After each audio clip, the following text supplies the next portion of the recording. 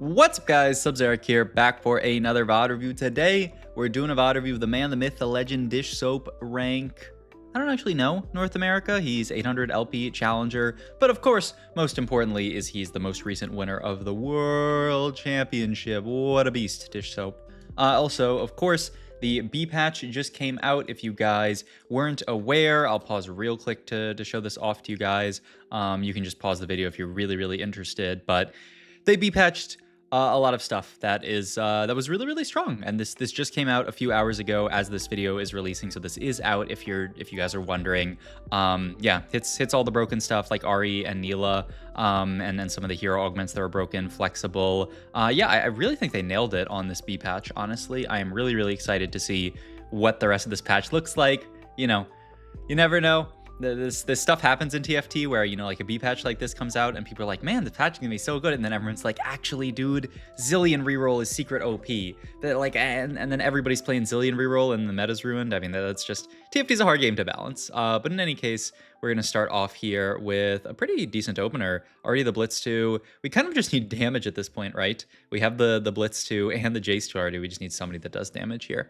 But as far as this game, I want to VOD review because, you know, Dishsoap, he's doing very well on ladder. He has said that he's taking the set a little less seriously, which is interesting because, I mean, he's still doing fantastically. But I want to see what he played around this game. We already actually have a fantastic opener for a comp. Interesting that he actually sold off this this Nunu here. I'm actually surprised that he sold the Nunu, but I mean, he really wanted to end up picking up this this extra Blitzcrank is the idea. I mean, I think he's just. I think he's just saying, well, why not? But I mean, he wants the Twitch, of course. The Twitch pairs well with this Kogmaw. So like, yeah, we get Kogmaw from Orb here, and then it's I'm surprised by this sell. Honestly, I'd probably just sell here, buy Blitz, have Blitz 2, and then don't worry about Hunter. I mean, it's really important.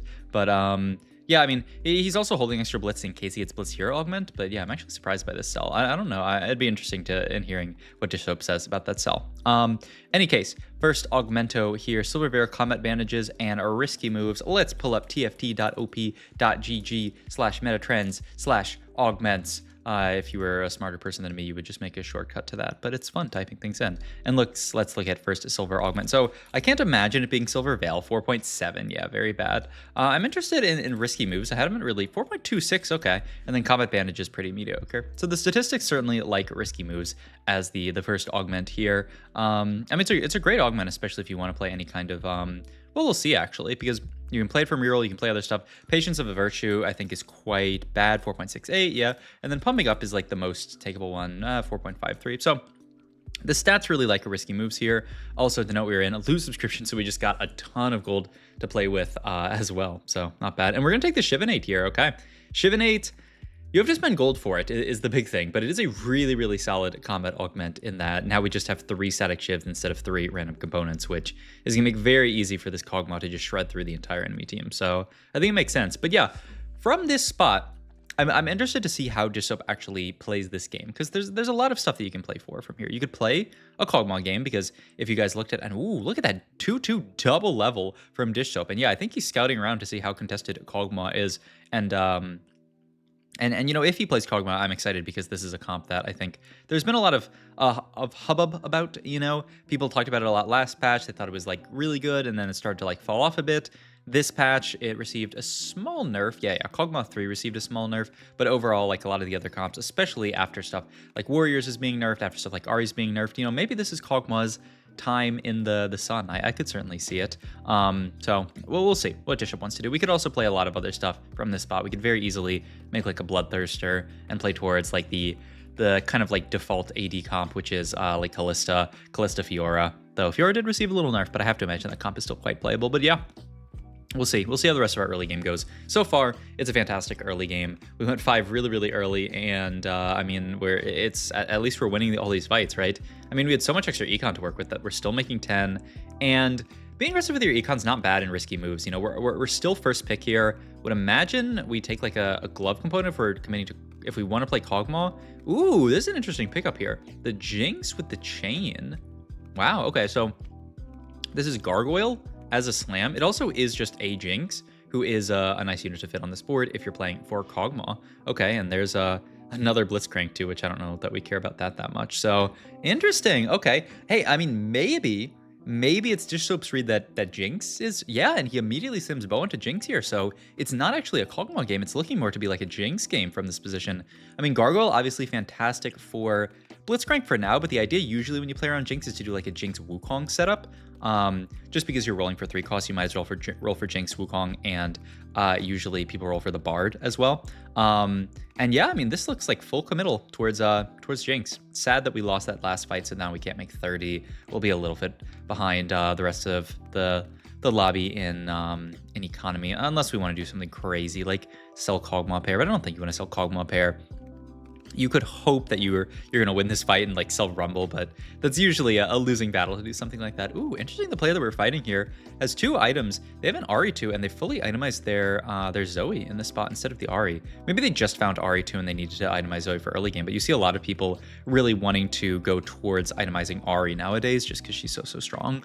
Though after the nerfs, hey, maybe we're back. Maybe we're back to Zoe itemization after the Ari nerfs. Who knows? I mean, it'll be interesting to see how the meta evolves over the coming days. I guess I would like, I keep wanting to do tier list videos, and then like, I mean, in some ways, good thing I didn't do a tier list, but in other ways, bad thing I didn't do a tier list because like I could have farmed some free views and then had another tier list come out.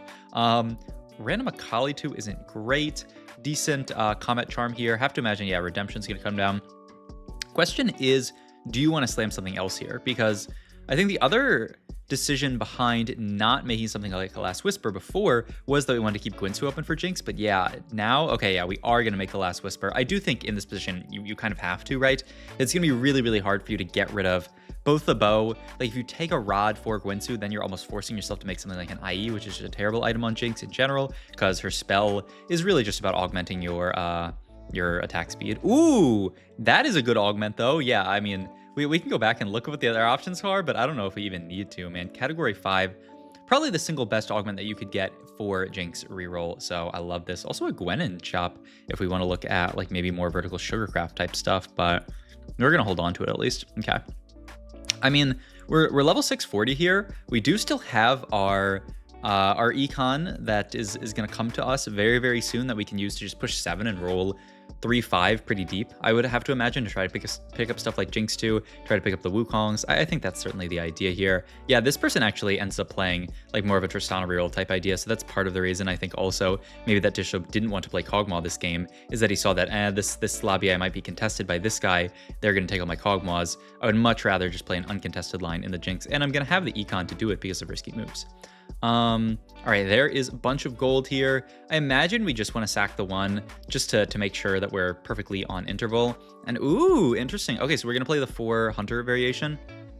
There's a lot of talk about this, like what the best version of Jinx is. I know on PvE there are a decent amount of people who are high on like the 4 Sugarcraft version, but once it's come to live, I think a lot of people are more interested in playing Vertical Hunter here. Stuff like this. You can even fit in Frost with the Olaf and with Zillion later, which will also fit in Preserver with the Bard. So like it fits together pretty well as a board if you play 4 Hunter.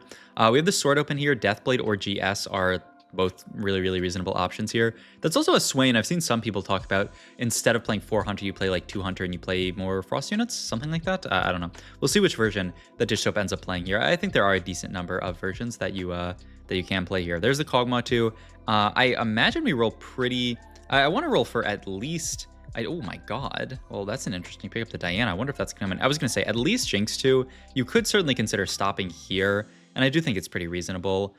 Question is, do you want to make this Giant Slayer here? We have Bow open. Looks like Dishsoap's going to wait a few more rounds just to see if we can get to that Gwynsu, because Gwynsu is such a nice option onto the Jinx. Okay, I'm down to wait a couple rounds here. Lose a little bit of Sugarcraft, but not the end of the world. And hey, you can see this Jinx doing... What are these shops? I mean, it's funny. Like, these are kind of insane shops, but they're not actually... I mean, they are high roll to hit a double 5-cost shop, but yeah, we're not even going to play the Zerath here. We're just going to play the Briar here for an extra random unit. And honestly, the Briar is going to come out probably pretty soon. So that's actually hilarious. But I mean, hey, I mean the CC from Briar are very good. Also for all the people, man, I'm really not trying to farm engagement, but Briar, look, I heard Kai say it. Kai, Watanabe _ Kai, noted TFT influencer and not pro player, but more of like an influencer type person. And he said Briar first, and I was like, wow, that's just so funny that I have to say it. And now, you know, I've just dedicated myself too far to it. All right, let's look at items here. You do have the BT. Something like BT red buff looks really, really juicy. Or you also have double it's probably double gargoyle now that I think about it. Double gargoyle red buff. I don't know how bad red buff is on Jinx. I can't imagine that it's that bad.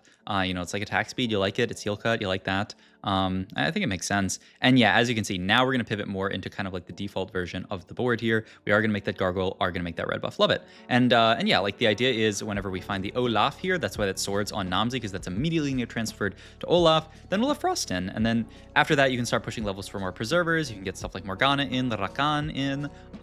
Yeah, the only thing I don't love about this spot, there's a lot to love about this spot. You're pretty healthy, especially considering risky moves. You have 7 Jinxes. We only have 3 of the big guy here. Ooh, this is a new augment. We have to talk about this because they reworked this augment. I mean, it's certainly the best one here. Reinforcement, big grab bag, don't do much. Hunting Frenzy though. So this used to give you like extra AD or something, but now it gives your hunters an execute and 10% attack speed. This is really, really nice because hunters obviously get extra damage when they kill a unit. And so Hunting Frenzy is really, really good for getting that first kill because you get the execute. Ooh, the full 3-cost reroll there. We do end up actually hitting Kogmaw 3. So, I mean, we can throw this onto the board. It's extra attack speed for our Jinx. It's certainly not bad. Maybe we can itemize him secondarily. I was thinking that the sword was going to end up onto Olaf, but we also get to grief this guy who's playing Kogmaw Tristana reroll by making it so that they can't hit Kogmaw, which, you know, I mean, there's nothing wrong with that. I mean, honestly, we could hold another Kogmaw to just completely grief them, but I don't know. Maybe I don't know if Dishsoap cares that much about holding one extra Kogmaw here. Okay, we win this fight against Yogurt. Shout out to Yogurt. Oh, Yogurt back playing TFT. We love to see it. And in an incredibly stacked lobby. This guy's been grinding ladder, I guess. What a beast. But yeah, I mean, the spot is looking pretty good. It'll look great if we win the next combat. If we lose the next combat, it's a little suspect, and you can see that Dishsoap's gonna pick up a combat charm here because he knows that, like, if I lose this next fight, I'm gonna be pretty low. And like, it's very reasonable that we hit Jinx 3 next round. It's not very reasonable for us to hit it this round. So winning this fight is of the utmost importance. We stomp this fight, actually, not even close at all, which is huge. That new Hunter augment, I mean, this augment setup is almost like these are hand-picked Hunter augments here. Have to imagine you go for the Shojin here if you can get it. For Kogmaw, seems really, really nice. Yeah, get that Kogmaw casting faster, which is going to augment Jinx's attack speed faster. Looks beautiful. This is actually perfect. Oh, and we're denying a rise apparently from Robin Songs, which is pretty good. Yeah, we can pick up these 1-costs. I really, in spots like this, I actually like rolling here before picking up all the 1-costs, just because I do like, we're actually so close to Jinx that I would roll down to 40 gold here, but looks like Dishsoap is confident enough in his spot and confident enough in his board strength that he doesn't care to roll here and says, you know what, I'm just going to sit on this board. It's probably good enough to either win or not take bad losses. And hey, we fight a really, really strong board versus Casper and just stomp him. So I think those are really, really good idea from Dishsoap to, you know, look at his own board strength and then realize what strongest board is. But now that we're 1 off Jinx, I love this. The second we're 1 off Jinx, we're also 1 off Wukong here, but after hitting the Jinx, we'd probably stop for at least right now. But this is fantastic. I really like how he played his rolling this game. I mean, it ended up saving him 1 gold last round. Like, you know, if I'm in those shoes, I probably end up rolling a little bit. You know, I rolled to like 40 there, but like, I think it made a lot of sense for Dishsoap to stop there. He's still 4-streaked this entire stage. I mean, yeah, beautifully played this game so far. And now we're in a fantastic spot. We're going to roll a bit more on 7 for this Wukong, I have to imagine. You can look at leveling for Preserver, like I talked about earlier, but I think you got to roll first for the Wukong 3, just because it's so important. You have no front line if you don't hit Wukong 3. The upside is we have so much damage that we almost don't need it, but I would roll 7 here. Oh, we have so much gold. Okay, I love this. I love the roll 7 here just to guarantee. Wukong 3 is the single most important thing you can hit here. Now that we've actually finally hit, we can level. We're actually getting Chrono in for now because we couldn't find anything else. And we're going to go for double Shojin Kogmaw. I love this, actually. Just getting insanely fast cast on the Kogmaw that's getting us a ton of attack speed onto the Jinx here, who already has a lot.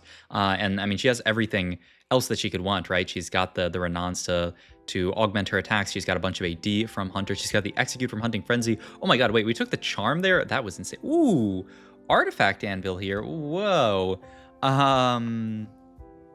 These are pretty bad, I would say. I don't know. Hull Crusher Olaf, Luden's Tempest Kogmaw.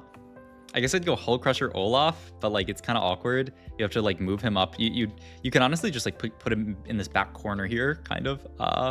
But yeah, I mean, this looks pretty bad. We do just go for the Luden's Kogmaw. Luden's okay, all right. Luden's Kogmaw. I mean, well, we'll see. Maybe Luden's Kog'Maw pops off. Maybe this is the secret tech. You do have to be careful with this positioning. That's why Dishsoap's scouting a lot here. Yeah, like this Olaf does wrap straight to our backline, which is pretty bad. Will it? Yeah, it does cost us the fight completely. Yeah, you got to be really, really careful with solo frontlining Wukong in spots like this, especially with all these melee carries. There's also that Akali that we have to deal with. Yeah, you have to be careful because that can very easily happen. Rolling here, really just trying to find something to get in, and also just a decent combat augment here. Yeah, really trying to find that Rakan, I would imagine, for 3 Preserver, but we'll see. I mean, Chrono's not bad. It's full team heal, not bad at all. We're gonna fight a vertical mage board who is still stuck on no Veigar 3, which is pretty bad. I feel like Veigar 2 is going to have no chance of getting through this Wukong, and yeah, it's not even close there. So Kevi Zhao is going to go down there, and so is this other player. So it's a top 4 for us already, but I mean, you know, Dishsoap's not happy with there's a top 4. He wants a win out. Imagine we're going for Olaf item here. The Hodge yeah. I mean, I don't really see anything else. Yeah, I mean, there's nothing else here. Roll for a combat charm here. I wonder if you play Nora and Yuumi over, yeah, I think this is perfect. I completely agree here. Where does it go? Does it go onto Wukong or does it go onto Jinx? I almost feel like Jinx has enough AD that you would just put it onto the Wukong. Okay, we're gonna go into the Jinx. I mean, I think both are very reasonable here. Maybe his idea is that Wukong's already this tanky. Ooh, I like this this Olaf jumping to frontline here that actually ended up kind of baiting the enemy frontline back towards our monkey. That actually worked really, really well. So, I mean, yeah, hats off to Dishsoap, good positioning there. We finally pick up a Morgana. So Morgana can certainly be our next level up. And it looks like, actually, we are going to hold on to this Morgana over the Nora.